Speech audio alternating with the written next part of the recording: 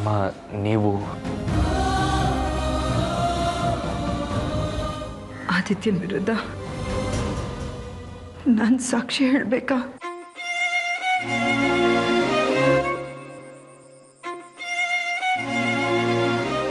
ಹೌದಮ್ಮ,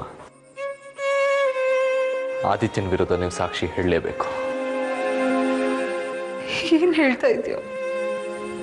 ನನ್ನ ಮಗನ ವಿರುದ್ಧ ನಾನೇ ಸಾಕ್ಷಿ ಹೇಳೋದಾ? ನನ್ನ ಕರ್ತವ್ಯ ನಾನು ಮಾಡಿದ್ದೀನಿ.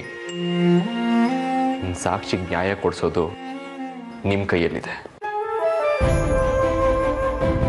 ಅಂದ್ರೆ ನಾನು ಆದಿತ್ಯನ ವಿರುದ್ಧ ಸಾಕ್ಷಿ ಹೇಳಲೇಬೇಕು. ಆದರೆ ಒಂದು ಮಾತು, ಕೋರ್ಟಲ್ಲಿ ನೀವು ಸಾಕ್ಷಿ ಹೇಳಬೇಕಾದ್ರೆ ಸಾಕ್ಷಿ ನಿಮ್ಮ ಮಗಳು ಅನ್ನೋದನ್ನ ಮರಿಬೇಡಿ.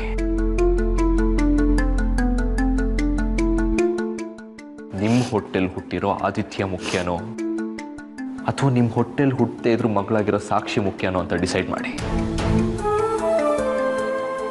ನನ್ನ ಎಂತ ಈ ಕಣ್ಣಲ್ಲಿ ಸಿಕ್ಕಾಕ್ಸ್ತಾ ಇದೆಯಾ ಆರ್ಯ? ನನ್ನ ಮಗನ ವಿರುದ್ಧ ಸಾಕ್ಷಿ ಹೇಳೋ ಪರಿಸ್ಥಿತಿಗೆ ನನ್ನ ತಳ್ತಾ ಇದೆಯಲ್ಲೋ?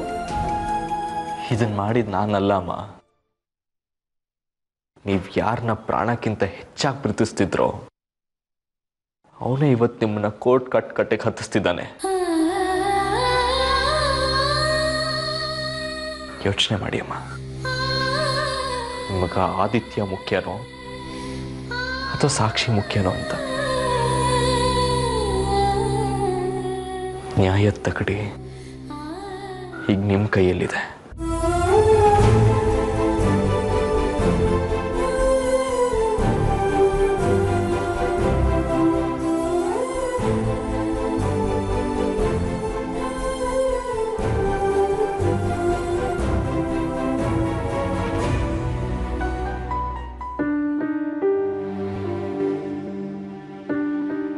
ಆದಿತ್ಯ, ಕೋರ್ಟಲ್ಲಿ ನಿನ್ನ ಪರವಾಗಿ ಕೇಸ್ನ ಡಿಫೆನ್ಸ್ ಮಾಡೋದಕ್ಕೆ ಯಾರು ಲಾಯರ್ ಇಲ್ವಾ?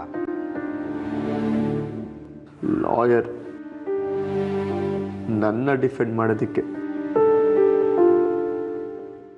ನನ್ನವರೆಲ್ಲ ನನ್ನಿಂದ ದೂರ ಆಗಿರುವಾಗ ನನಗೆ ಯಾರು ಸರ್ ಲಾಯರ್ ಇರ್ತಾರೆ? ನನ್ನ ಸ್ವಂತ ತಮ್ಮ ಇನ್ಸ್ಪೆಕ್ಟರ್ ಆಗಿ ನಾನು ಮಾಡದಿರೋ ತಪ್ಪನೆ ನಾನು ಮಾಡಿದೆ ಅಂತ ಹೇಳಿ ನನ್ನ ವಿರುದ್ಧನೇ ಸಾಕ್ಷಿ ಹೇಳಕ್ಕೆ ರೆಡಿಯಾಗಿದ್ದಾನೆ. ಹೀಗಿರುವಾಗ ನಾನು ಹೊರಗೆ ಬಂದು ಏನು ಸರ್ ಪ್ರಯೋಜನ? ನಿನ್ನ ಪಾಲ್ಗೆ ಯಾರೂ ಇಲ್ಲ ಅಂತ ಯಾಕೆ ಅನ್ಕೋತೀಯ? ಕೋರ್ಟಲ್ಲಿ ಜಡ್ಜ್ ಮುಂದೆ ಹೇಳು, ಆಗ ಅವರೇ ನಿನ್ನ ಪರವಾಗಿ ಒಬ್ಬ ಸರ್ಕಾರಿ ಲಾಯರ್ನ ಅಪಾಯಿಂಟ್ ಮಾಡ್ತಾರೆ.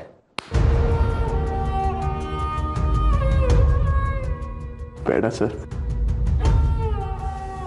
ಈಗ ನಾನು ನನ್ನ ಡಿಫೆಂಡ್ ಮಾಡ್ಕೊಬೇಕು ಅಂತ ನನಗನ್ನಿಸ್ತಾ ಇಲ್ಲ.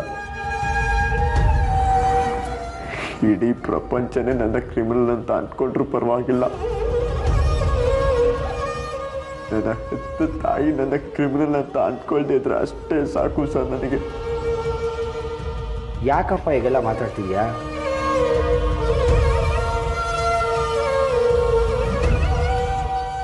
ಇನ್ನೇನು ಮಾಡಲಿ ಸರ್? ನಾನು ತಪ್ಪು ಮಾಡಿಲ್ಲ ಅಂತ ಹೇಳಿದ್ರು ಯಾರು ನನ್ನ ನಂಬ್ತಾ ಇಲ್ಲ ಸರ್. ನನ್ನ ಹೆತ್ತ ತಾಯಿ ನನ್ನ ಮಾತನ್ನ ತಾಳ್ಮೆಯಿಂದ ಕೇಳಿದೆ. ನನ್ನ ಮಗ ನಿಜವಾಗ್ಲೂ ತಪ್ಪು ಮಾಡಿದ್ದನೋ ಇಲ್ವೋ ಅಂತ ಒಂದು ಕ್ಷಣನೂ ಯೋಚನೆ ಮಾಡಿಲ್ಲ ಸರ್. ನೀವಾದರೂ ನನ್ನ ಮಾತನ್ನ ನಂಬ್ತೀರಾ ಸರ್? ನೀವು ಪರ್ಮಿಷನ್ ಕೊಟ್ಟರೆ ಒಂದೇ ಒಂದು ಗಂಟೆ ನಮ್ಮಮ್ಮನ ಮಾತಾಡ್ಸ್ಕೊಂಡು ಬರ್ತೀನಿ ಸರ್. Please sir. ಮದುವೆ ಆಗೋ ಗುಂಡ ಅಂದರೆ ನೀನೇ ನನ್ನ ಹೆಂಡತಿ ಅನ್ನೋಂಗೆ ಆಯಿತು ನಿನ್ನ ಕತೆ. ಏನೋ ನಮ್ಮ ಆರ್ಯ ಸಾಹೇಬ್ರು ಅಣ್ಣ ಅಂತ ಸ್ವಲ್ಪ ಸಿಂಪತಿಲಿ ಮಾತಾಡ್ಸಿದ್ರೆ ನನ್ನ ಕೆಲಸನೇ ಕಳ್ಕೊಳ್ಳೋಕೆ ಮಾಡಂಗಿದೆಯಾ? ಇಲ್ಲ ಸರ್, ಖಂಡಿತವಾಗ್ಲೂ ನಂಬಿಕೆಗೆ ದ್ರೋಹ ಮಾಡಲ್ಲ ಸರ್. ನೀವು ಹೇಳಿದ ಟೈಮಿಗೆ ಕರೆಕ್ಟಾಗಿ ಇಲ್ಲಿರ್ತೀನಿ ಸರ್. ಒಂದೇ ಒಂದು ಚಾನ್ಸ್ ಕೊಡಿ ಸರ್ ಪ್ಲೀಸ್. ನಾನು ಹೋಗಿ ನಮ್ಮ ಅಮ್ಮನ ಮಾತಾಡ್ಸ್ಕೊಂಡು ಬರ್ತೀನಿ ಪ್ಲೀಸ್ ಸರ್, ದಯವಿಟ್ಟು ಸರ್, ಪ್ಲೀಸ್ ಸರ್. ನಿನ್ನನ್ನು ಹೀಗೆ ಬಿಟ್ಟರೆ ನನ್ನ ಬುಡಕ್ಕೆ ಬತ್ಯಾ ಅಂತ ಕಾಣುತ್ತೆ. ನಿನ್ನ ಫ್ರೆಂಡ್ಸ್ ಯಾರಿಗಾದ್ರೂ ಹೇಳಿ ಒಬ್ಬ ಲಾಯರ್ನ ಅಪಾಯಿಂಟ್ ಮಾಡೋಕ್ಕೆ ಹೇಳು. ಇಲ್ಲ ಅಂದರೆ 7 ವರ್ಷ ಜೈಲಲ್ಲೇ ಕೊಳಿಬೇಕಾಗುತ್ತೆ. ಹುಷಾರ್.